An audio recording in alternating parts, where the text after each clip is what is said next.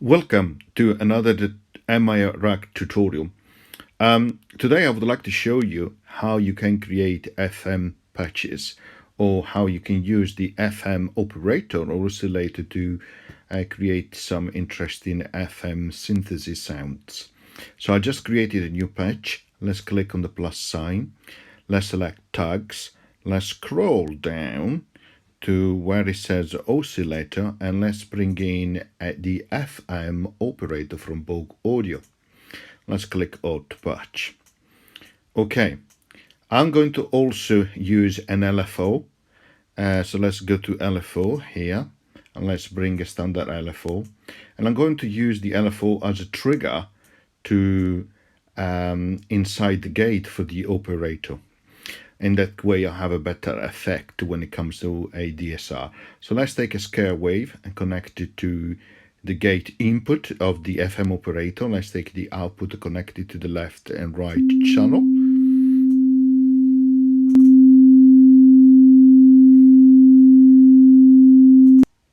Let's set the slow motion here, slow running for the LFO. Let's adjust the frequency so you can start to hear the effect of the DSR, and to enable that we also have to enable the envelope to act on the output level.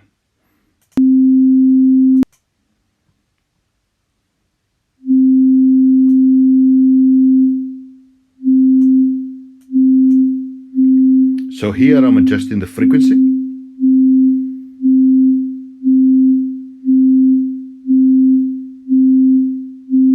And now let's adjust the DSR.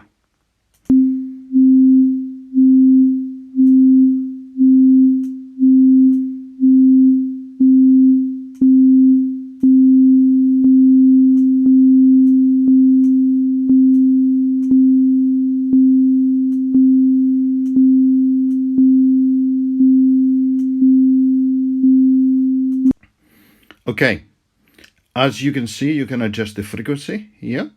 As in any oscillator, you can do also fine-tune adjustment. You have free selection here for depth, feedback, and levels. I talk about feedback and depth in a moment. The level is your output level, which you can set from 0 to max. Under each one of them, of these three dials for depth, feedback, and level, you can enable if those are impacted by the envelope, which is created here through the attack, decrease, sustain, and release. So attack, the time it takes for the sound to raise, to decay, the level that it needs to be sustained, and how long it takes for the sound to go down to 0, i.e. when there is a release. Here you have an output for the oscillator. You have an input for the gate as normal. You have input to modulate further from a frequency perspective. You have your standard voltage octave if you want to drive, for example, for different sounds. And then you have your input for depth, feedback, and level, and also for sustain.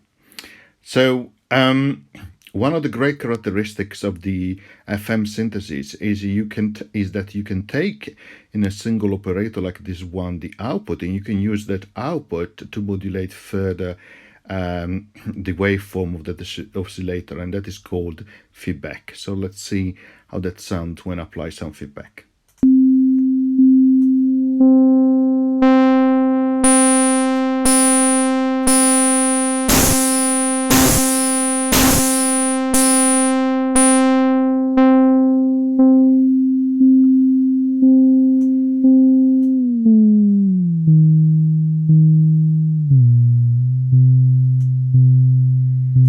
Okay, now let's double click on the operator. Let's click manage and duplicate that. Let's move the LFO as well somewhere else for simplicity. So here we have a second operator, so let's move it closer. And let's connect the gate.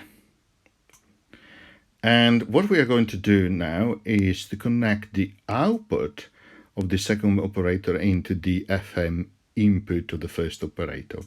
And you will see as I start to adjust the settings on the second operator how the sound from the first operator changes. Before I go ahead, I have to say that you need to select the depth here. You need to increase the depth because that determines how much the second operator impacts in terms of modulation the first operator. Okay.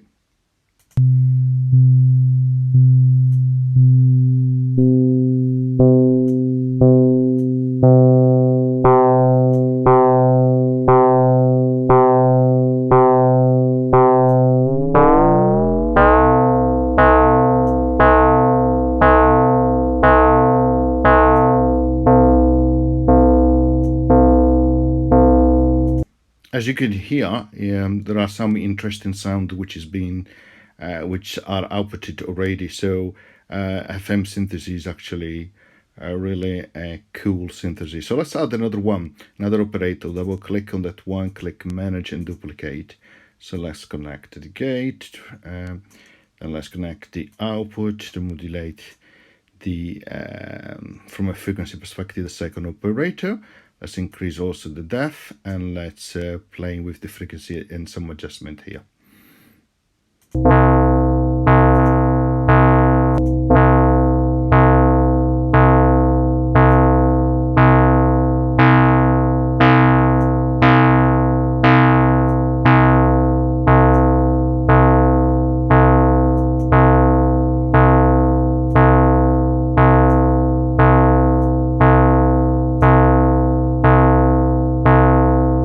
And this time what I'm going to do is to apply some feedback on the third operator as well.